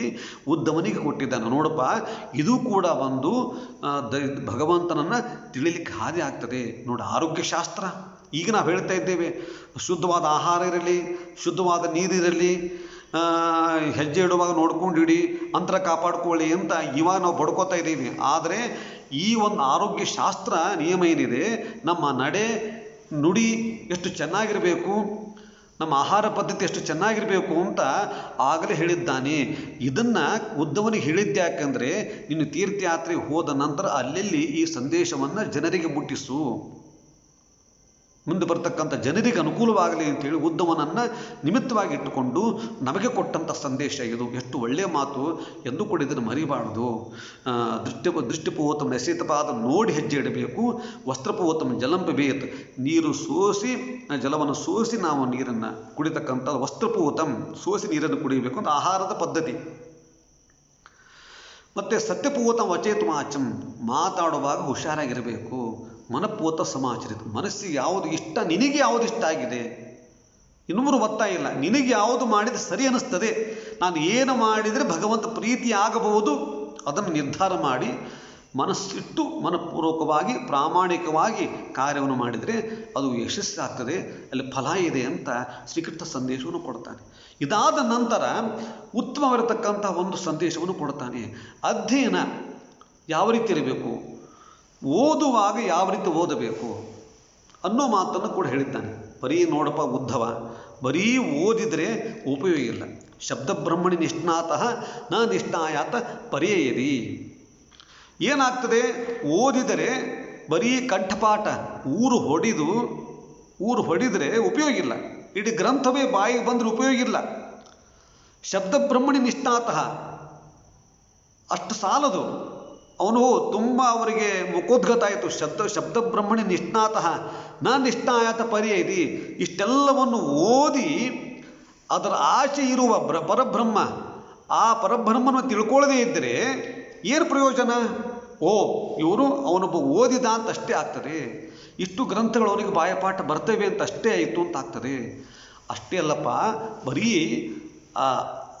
ಅದರಲ್ಲೇ ಒಂದು ನಿಷ್ಣಾತರಾದರೂ ಉಪಯೋಗ ಇಲ್ಲ. ಶಬ್ದ ಬ್ರಹ್ಮಣಿ ನಿಷ್ಣಾತಃ ನ ನಿಷ್ಣಾಯಾತ್ ಪರ್ಯಯದಿ. ಈ ಶಬ್ದ ಬ್ರಹ್ಮವನ್ನು ತಿಳಿದು ಊರು ಹೊಡೆದವ, ಅದನ್ನು ಕಲಿತವ, ಇಡೀ ಗ್ರಂಥಗಳನ್ನು ತಲೆ ಇಟ್ಟುಕೊಂಡವ, ಅಷ್ಟನ್ನೇ ಮಾಡಿ ಅದರ ಆಚಿರುವ ಭಗವಂತನನ್ನು ತಿಳ್ಕೊಳ್ಳದೇ ಇದ್ದರೆ ಏನು ಪ್ರಯೋಜನ ಇಲ್ಲ. ಬರೀ ಊರು ಹೊಡೆದ್ರೆ ಏನು ಬಂತು, ಒಪ್ಪಿಸಿದ್ರೆ ಏನು ಬಂತು? ತತ್ವ ತಿಳಿಯಬೇಕಲ್ಲ. ಶಬ್ದ ಬ್ರಹ್ಮಣಿ ನಿಷ್ಣಾತಃ ನ ನಿಷ್ಣಾಯತ್ ಪರ್ಯಯದಿ. ಯದಿ ಪರೇ ನ ನಿಷ್ಣಾತಃ, ಒಂದು ವೇಳೆ ಪರೇ ಆ ಸರ್ವೋತ್ತಮನಲ್ಲಿ ಆ ಪರಬ್ರಹ್ಮನಲ್ಲಿ ನಿಷ್ಣಾತನಾಗದಿದ್ದರೆ ಏನು ಉಪಯೋಗ ಇಲ್ಲ. ಎದರಲ್ಲಿ ನಿಷ್ಣಾತನಾಗಬೇಕು? ದೇವರನ್ನು ಕಾಣುವಿಕೆಯಲ್ಲಿ ಪರಿವರ್ತನ ಆಗಬೇಕು. ಬರೀ ಊರು ಹೊಡೆದ್ರೆ ಉಪಯೋಗ ಇಲ್ಲ. ಅಂದರೆ ಅಧ್ಯಯನ ಮಾಡಿದ್ದು ಓದಿದ್ದೇನು ಎಲ್ಲಿ ಪರಿವರ್ತನ ಆಗಬೇಕು ಅಂದರೆ ಅದು ದೇವರನ್ನು ಕಾಣುವಲ್ಲಿಗೆ, ಸತ್ಯವನ್ನು ತಿಳಿಯುವಲ್ಲಿಗೆ ಪರಿವರ್ತನ ಆದರೆ ಓದಿದ್ದಕ್ಕೆ ಒಂದು ಪ್ರಯೋಜನ ಆಗುತ್ತೆ. ಇಲ್ಲ ಅಂದರೆ ಶಬ್ದ ಬ್ರಹ್ಮಣಿ ನಿಷ್ಣಾತಃ, ತುಂಬ ಓದಿದ್ದಾರೆ, ತುಂಬ ತಿಳ್ಕೊಂಡಿದ್ದಾರೆ ಅಂತ ಆಗುತ್ತೆ. ಏನು ಉಪಯೋಗ? ಶ್ರಮತಸ್ಯ ಭ್ರಮಫಲಂ ಹ್ಯದೇನ್ಯುವ ರಕ್ಷತಃ. ಶ್ರಮತಸ್ಯ ಭ್ರಮಫಲಂ, ಬರೀ ಶ್ರಮ, ಭ್ರಮಫಲ. ಏನು ಭ್ರಮೆ? ನಾನು ಭಾಳ ಓದಿದ್ದೇನೆ, ಭಾಳ ತಿಳ್ಕೊಂಡಿದ್ದೆ ಬರ್ತಕ್ಕಂಥ ಭ್ರಮೆಯ ಒಂದು ತಲೆ ಮೇಲೆ ಇಟ್ಟುಕೊಂಡು ಓಡಾಡಿದ್ದೇ ಬಂತು. ಬರೀ ಏನು ಭ್ರಮ. ಶ್ರಮತಸ್ಯ ಭ್ರಮಫಲ, ಬಹಳ ಶ್ರಮಪಟ್ಟಿದ್ದೇನೆ ಎಂಬತಕ್ಕಂಥ ಭ್ರಮೆ, ಭಾಳ ಓದಿದ್ದೇನೆ ಎಂಬತಕ್ಕಂಥ ಭ್ರಮೆ. ಆ ಭ್ರಮ ಇಟ್ಕೊಂಡ್ರೆ ಏನು ಪ್ರಯೋಜನ? ಏನು ಪ್ರಯೋಜನ ಇಲ್ಲಪ್ಪ ಉದ್ಧವ. ಆ ಒಳಗಿನ ತತ್ವವನ್ನು ತಿಳ್ಕೊಳ್ಬೇಕು. ಶಬ್ದ ಬ್ರಹ್ಮಣಿ ನಿಷ್ಣಾತಃ, ಬರೀ ಓದಿದ್ರೆ ಉಪಯೋಗ ಇಲ್ಲ, ಕಂಠಪಾಠ ಮಾಡಿದ್ರೆ ಉಪಯೋಗ ಇಲ್ಲ. ವೇದಗಳೆಲ್ಲ ಬಾಯಿಗೆ ಬರಬಹುದು, ಆದರೆ ವೇದದ ಆಚಿರುವ, ವೇದದ ಒಳಗೆ ಹೊದಿಗಿರುವ ಆ ಭಗವಂತನಿಗೆ ತಿಳಿದಿದ್ದರೆ ಏನು ಪ್ರಯೋಜನ? ಎಲ್ಲ ಉಂಟು. ಶ್ರಮತಸ್ಯ ಭ್ರಮಫಲ ಹ್ಯಧೇನು ರಕ್ಷತಃ. ಹ್ಯಧೇನಿರುವ ಧೇನು ಉಂಟು ಅಂದರೆ ಕರು ಹಾಕದೇ ಇರತಕ್ಕಂತಹ, ಹಾಲು ಕೊಡದೇ ಇರತಕ್ಕಂತಹ ಆಕಳನ್ನು ಮನೆಯಲ್ಲಿ ಸಾಕಿದರೆ ಹೇಗೋ ಹಾಗೆ ಈ ಶಬ್ದ ಭಂಡಾರವನ್ನು ತಲೆಯಲ್ಲಿಟ್ಟುಕೊಂಡ ಹಾಗೆ ಎಲ್ಲ ಉಂಟು, ಆದರೆ ಪ್ರಯೋಜನ ಕೊಡ್ತಾ ಇಲ್ಲ. ಮನೆಯಲ್ಲಿ ಧೇನು ಉಂಟು, ಆದರೆ ಹಾಲು ಕೊಡ್ತಾ ಇಲ್ಲ. ತಲೆಯಲ್ಲಿ ಗ್ರಂಥಗಳು ಉಂಟು, ಆದರೆ ಹಾಲು ಕೊಡ್ತಾ ಇಲ್ಲ. ಅಂದರೆ ದೇವರನ್ನು ತಿಳಿಸಿಕೊಡ್ತಾ ಇಲ್ಲ. ಅಂದರೆ ಏನು ಪ್ರಯೋಜನ? ಹಾಲು ಕೊಡದೇ ಇರುವ ಆಕಳನ್ನು ಮನೆಯಲ್ಲಿ ಸಾಕಿಟ್ಟುಕೊಂಡ ಹಾಗೆ ಆಗತ್ತಪ್ಪ. ಅಷ್ಟು ಮಾತ್ರ ಪ್ರಯೋಜನ ಇಲ್ಲ. ಉಂಟು, ವಿಷಯ ಉಂಟು, ಧೇನು ಉಂಟು. ಧೇನು ಹೇಗೆ ಹಾಲು ಕೊಡಿರ್ತಕ್ಕಂಥ ಧೇನು ಹೇಗೆ ಉಪಯೋಗ ಇಲ್ಲವೋ ಹಾಗೆ ಭಗವತ್ ತತ್ವವನ್ನು, ಭಗವಂತನನ್ನು ಕಾಣಲಿಕ್ಕೆ ಅನುಕೂಲವಾಗದಿರತಕ್ಕಂತಹ ಈ ಜ್ಞಾನ ಭಂಡಾರವು ಉಪಯೋಗವಿಲ್ಲ. ಅಂದರೆ ಬರೀ ಓದಿದವ ಜ್ಞಾನಿ ಎಂಬತಕ್ಕಂಥದ್ದು ಎಲ್ಲಿಯೂ ನಿಶ್ಚಯ ಇಲ್ಲ. ಓದೇ ಬೇರೆ, ಜ್ಞಾನಿ ಕೆಲಸ ಬೇರೆ. ಓದದೇನೆ ಜ್ಞಾನಿ ಆಗಬಹುದು. ಓದಿದವರೆಲ್ಲರೂ ಕೂಡ ಜ್ಞಾನಿ ಆಗಲಿಕ್ಕೆ ಸಾಧ್ಯವಿಲ್ಲ. ಜ್ಞಾನಿಗಳು ಬೇರೆ, ಓದಿದವರೇ ಬೇರೆ. ಓದದವರೆಲ್ಲೂ ಓದ್ತಾರೆ. ಓದಿದವರೆಲ್ಲರೂ ಕೂಡ ಜ್ಞಾನಿಗಳು ಅಂತ ಖಂಡಿತ ಇಲ್ಲ. ಜ್ಞಾನಿಗಳೇ ಬೇರೆ, ಓದುವರು ಇಡೀ ಅಹೋರಾತ್ರಿ ಕೂತು ಬೇಕಾದ್ರೆ ಒಂದು ಕಂಠಪಾಠ ಮಾಡಬಹುದು. ಆದರೆ ಜ್ಞಾನಿ ಆಗೋದು ಕಷ್ಟ ಇದೆ. ಎರಡೂ ಸಮನ್ವಯ ಆಗತಕ್ಕಂಥ ಬಹಳ ಕಷ್ಟ. ಓದಿದವರೆಲ್ಲರೂ ಕೂಡ ಓದಿದವರು ಆಗ್ತಾರೆ. ಹಾಲು ಕೊಡದಿರತಕ್ಕಂಥ ಗೇರು ಸಾಕಿಕೊಂಡ ಹಾಗೆ ವಿಷಯ ತುಂಬಿಕೊಂಡಿರ್ತಾರೆ. ಆದರೆ ಜ್ಞಾನ, ತತ್ವದ ಜ್ಞಾನ ಬರೋದು, ಆ ಪರಬ್ರಹ್ಮನನ್ನು, ಆ ತತ್ವ ತಿಳಿಯೋದು ಬಹಳ ಕಷ್ಟ ಇದೆ. ಅದಕ್ಕೆ ಅಧ್ಯಯನ ಏನಿದೆ, ಏನು ಓದ್ತೇವೆ, ಅದರಿಂದ ಅದು ಎಲ್ಲಿ ಪರಿವರ್ತನೆ ಆಗಬೇಕು ಅಂದರೆ ಈ ಪರಬ್ರಹ್ಮನನ್ನು, ಆ ತತ್ವವನ್ನು ತಿಳಿಯುವಲ್ಲಿ ಪರಿವಸಾನ ಆದರೆ ಓದಿದ್ದಕ್ಕೆ ಸಾರ್ಥಕ. ಇಲ್ಲ ಅಂತಂದರೆ ಓದಿದ್ದಾರೆ ಎಂಬತಕ್ಕಂತಹ ತಲೆಯಲ್ಲಿ ಆ ಭ್ರಮೆ ಹಾಗೆ ಕೂತು ಬಿಡುತ್ತದೆ. ನೋಡಿ ಎಷ್ಟು ಒಳ್ಳೆಯ ಸಂದೇಶ ಕೊಟ್ಟಿದ್ದ. ಅಂದರೆ ಅಧ್ಯಯನದ ಕ್ರಮ, ಓದುವ ಕ್ರಮ ಹೇಗಿರಬೇಕು, ಶಾಸ್ತ್ರಗಳ, ಗ್ರಂಥಗಳ, ಪುರಾಣಗಳ ಆಳವನ್ನು, ಅದರ ಒಳಗಡೆ ಹುದುಗಿರತಕ್ಕಂತಹ ಈ ಪರಬ್ರಹ್ಮನ ಈ ಸತ್ಯತ್ವ ಏನಿದೆ ಅದರೆಡೆಗೆ ಅದು ಚಿಂತನೆ ಫಲಕಾರಿ ಆಗದಿದ್ದರೆ ಏನು ಪ್ರಯೋಜನ ಅಂತ. ಅಂದರೆ ಅಧ್ಯಯನದ ಕ್ರಮ ಹೇಗಿರಬೇಕು ಅಂತ ಹೇಳಿದ್ದ. ನೋಡಪ್ಪ ಉದ್ಧವ, ಹೀಗೆ ನಾವು ಎಲ್ಲವನ್ನು ಓದಬೇಕು. ಓದುವುದು ಕೊನೆಗೆ ಎಲ್ಲಿಗೆ ಪರಿವರ್ತನೆ ಆಗಬೇಕು ಅಂದರೆ ಪರಬ್ರಹ್ಮನನ್ನು ತಿಳಿದುಕೊಳ್ಳುವಲ್ಲಿ ಅದು ಸಫಲವಾಗಬೇಕು. ಇಲ್ಲ ಅಂತಂದರೆ ಸುಮ್ಮನೆ ಅದು ಶ್ರಮ ಆಗ್ತದೆ. ಸುಮ್ಮನೆ ಶ್ರಮ ಆಗ್ತದೆ ಅಷ್ಟೇ. ಅದಕ್ಕೇನು ಪ್ರಯೋಜನ ಇಲ್ಲ. ತುಂಬ ಶ್ರಮ ಏವ ಭ್ರಮಫಲಃ ಯಥೇರಿಯುವ ರಕ್ಷತಃ ಅಂತ ಒಳ್ಳೆ ಮಾತು ಕೊಟ್ಟಿದ್ದ. ಅದರಿಂದ ನಾವೇನೇ ಓದಿದರೂ ಕೂಡ ಮುಖ್ಯವಾದ ಗುರಿಯಲ್ಲಿರಬೇಕು. ಅದರಿಂದ ಅಧ್ಯಯನ, ಶಾಸ್ತ್ರಗಳ ಅಧ್ಯಯನ, ಗ್ರಂಥಗಳ ಅಧ್ಯಯನ, ಪುರಾಣಗಳ ಶ್ರವಣ ಎಲ್ಲಿ ಪರಿವರ್ತನೆ ಆಗಬೇಕು ಅಂತಂದರೆ ಅದು ಕೊನೆಗೆ ಆ ತತ್ವವನ್ನು, ಪರಬ್ರಹ್ಮನನ್ನು ತಿಳಿಯುವಲ್ಲಿ ಕೊನೆಗೆ ಅಲ್ಲಿ ಪರಿವರ್ತನೆ ಆಗಬೇಕು.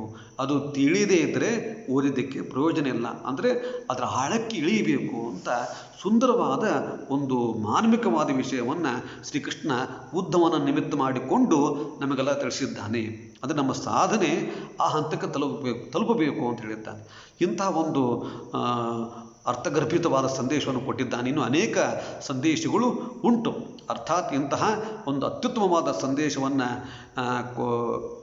ಕೊಟ್ಟ ನಮ್ಮನ್ನು ಅನುಗ್ರಹಿಸಿರ್ತಕ್ಕಂತಹ ತ್ವಮೇವ ಮಾತಾ ಚ ಪಿತಾ ತ್ವಮೇವ ತ್ವಮೇವ ಬಂಧುಶ್ಚ ಸಖಾ ತ್ವಮೇವ ತ್ವಮೇವ ವಿದ್ಯಾ ದ್ರವಣಂ ತ್ವಮೇವ ತ್ವಮೇವ ಸರ್ವಂ ಮಮದೇವ ದೇವ. ಹೀಗೆ ವಿಶೇಷವಾಗಿ ನಮಗೆ ಗುರುವಾಗಿ, ತಂದೆಯಾಗಿ, ತಾಯಿಯಾಗಿ, ಶಿಕ್ಷಕನಾಗಿ, ರಕ್ಷಕನಾಗಿ ಅನೇಕ ರೀತಿಯಿಂದ ನಮ್ಮನ್ನು ಸಲುಹಿದ, ನಮ್ಮನ್ನು ಪಾವನಗೊಳಿಸಲು ಬಂದಂತಹ ಒಂದು ಅವತಾರ ಅಂದರೆ ಶ್ರೀಕೃಷ್ಣಾವತಾರ.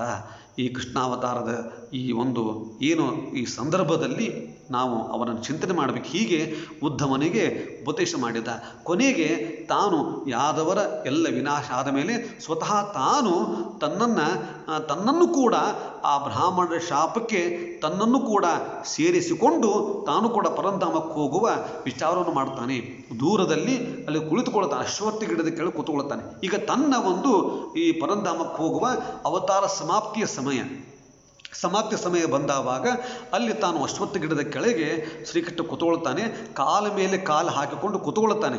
ಅದು ಕೆಂಪದಾದ ಒಂದು ಕಾಲು ಇರುತ್ತದೆ. ದೂರದಿಂದ ಒಬ್ಬ ಬೇಡ, ಜರಾವ್ಯಾಧ ಎಂಬತಕ್ಕಂಥ ಬೇಡ ನೋಡ್ತಾನೆ. ದೂರದಲ್ಲಿ ನೋಡುವಾಗ ಅದು ಪಾದ ಮಾತ್ರ ಕಂಡಿದೆ. ಪಾದ ಒಂದು ಪ್ರಾಣಿ ಹಾಗೆ ಕೆಂಪು ಹೊಳಿತಾ ಇತ್ತು. ಕೆಂಪು ವಸ್ತು ಕಂಡಿದೆ, ಅದು ಪ್ರಾಣಿ ಹಾಗೆ ಕಂಡು ಅಲ್ಲಿ ಬಾಣವನ್ನು ಬಿಡ್ತಾನೆ. ಅಂದರೆ ಬಾಣವನ್ನು ಬಿಟ್ಟರೆ ಶ್ರೀಕೃಷ್ಣನ ಭಗವಂತನ ಯಾವ ದೇಹಕ್ಕೂ ಏನೂ ಆಗುವುದಿಲ್ಲ. ಅವತಾರ ಸಮಾಪ್ತಿ ಆಗಲಿಕ್ಕೆ ತನ್ನ ನಿಮಿತ್ತ ಮಾಡಿಕೊಂಡ ಅಷ್ಟೇ ಆಗಲಿ, ಬಾಣದಿಂದ ಭಗವಂತನಿಗೆ ಏನು ಆಗುವುದೂ ಇಲ್ಲ. ಯಾವ ದೇಹಕ್ಕೆ ಏನೂ ಆಗುವುದಿಲ್ಲ. ಅದು ನಿಮಿತ್ತ ಮಾಡಿಕೊಂಡ. ತನ್ನನ್ನು ಕೂಡ ಅವತಾರ ಸಮಾಪ್ತಿಯಲ್ಲಿ ತನ್ನನ್ನು ಕೂಡ ಯಾದವರ ಜೊತೆಗೆ ತನ್ನನ್ನು ಕೂಡ ತೊಡಗಿಸಿಕೊಂಡು ಅವತಾರ ಸಮಾಪ್ತಿಗೆ ನಿಮಿತ್ತ ಮಾಡಿಕೊಂಡಿದ್ದಷ್ಟೇ ಆಗಲಿ, ಜರಾವಾದನ ಬಾಣದಿಂದ ಅವನಿಗೆ ಏನೂ ಕೂಡ ಆಗಬೇಕಂಥದ್ದಿಲ್ಲ, ನಿಮಿತ್ತ ಮಾಡಿಕೊಂಡಿದ್ದಾನಷ್ಟೇ. ಆ ಜರಾವ್ಯಾಧ ಯಾವ ಪ್ರಾಣಿಯಿಂದ ಹತ್ತಿರಕ್ಕೆ ಬಂದು ನೋಡ್ತಾನೆ, ಅಲ್ಲಿ ಕೃಷ್ಣ ಕುಳಿತಿದ್ದಾನೆ. ಚತುರ್ಭುಜಂ ಶಂಖ ಗದಾಯುಧಾಯುಧಂ, ಚತುರ್ಭುಜನಾಗಿ ಶಂಖ ಗದಾದ್ಯಾಯುಧಂ, ಶಂಖಚಕ್ರ ಗದಾ ಪದ್ಮಗಳಿರ್ತಕ್ಕಂತಹ ಒಂದು ಸುಂದರವಾದ ರೂಪದಿಂದ ಅಲ್ಲಿ ಕೃಷ್ಣ ಕುಳಿತಿದ್ದಾನೆ. ನೋಡಿ, ಅವತಾರ ಮಾಡುವಾಗಲೂ ಕೂಡ ತಮದ್ಭುತಂ ಬಾಲಕಂ ಅಂಬುಜೇಖಣಂ ಚತುರ್ಭುಜಂ ಶಂಖ ಗದಾಯುಧಾಯುಧಂ. ತಾನು ಅವತಾರ ಮಾಡುವಾಗ ಮೊಟ್ಟ ಮೊದಲಿಗೆ ವಸುದೇವ ದೇವಕಿಯರಿಗೆ ತೋರಿಸಿರ್ತಕ್ಕಂಥ ರೂಪ ಯಾವುದು? ಅದ್ಭುತಂ ಬಾಲಕಂ ಅಂಬುಜೇಖಣಂ ಚತುರ್ಭುಜಂ ಶಂಖ ಗದಾಯುಧಾಯುಧಂ. ಅವತಾರ ಮಾಡುವಾಗ ತೋರಿಸಿದ ರೂಪವೂ ಅದೇ, ಕೊನೆ ಅವತಾರ ಕಾರ್ಯವನ್ನು ಸಮಾಪ್ತಿ ಮಾಡುವಾಗ ತೋರಿಸಿರ್ತಕ್ಕಂಥ ರೂಪವೂ ಅದೇ. ಆ ಜರಾವ್ಯಾಧನ ಪುಣ್ಯ ಎಂಥದ್ದು ನೋಡ್ತಾನೆ. ಅಂತಹ ಚತುರ್ಭುಜಂ ಶಂಖ ಗದಾದ್ಯು ಎಂತಹ ಗದಾದ್ಯುದ ಆಯುಧಂ ಅಂತ ಹೇಳ್ತವಂತಹ ಸುಂದರವಾದ ರೂಪವನ್ನು ನೋಡ್ತಾನೆ. ಆ ಜರಾವ್ಯಾಧನ ಪುಣ್ಯ ಯಾರು? ಜರಾವ್ಯಾಧ ಅಂದರೆ ಯಾರು? ಸಾಕ್ಷಾತ್ ಅವನು ಭೃಗುಮುನಿ. ಭೃಗುಮುನಿಯೇ ಈ ಜರಾವ್ಯಾಧ, ಬೇರೆ ಯಾರಲ್ಲ. ಅದರಿಂದ ಅವನ ಪುಣ್ಯವೂ ದೊಡ್ಡದು. ಅವತಾರ ಮಾಡುವಾಗ ಅಂತಹ ಸುಂದರ ರೂಪವನ್ನು ನೋಡಿರ್ತಕ್ಕಂತಹ ವಸುದೇವ ದೇವಕಿಯರ ಪುಣ್ಯವೂ ದೊಡ್ಡದು. ಅಂತಹ ಈ ಕೃಷ್ಣನನ್ನು ಸ್ಮರಣೆ ಮಾಡಲಿಕ್ಕೆ, ಚಿಂತನೆ ಮಾಡಲಿಕ್ಕೆ ಒಂದು ಅವಕಾಶ ನಮ್ಮಂಥವ್ರು ಸಿಕ್ಕಿದ್ದು ಅದು ನಮ್ಮ ಪುಣ್ಯ.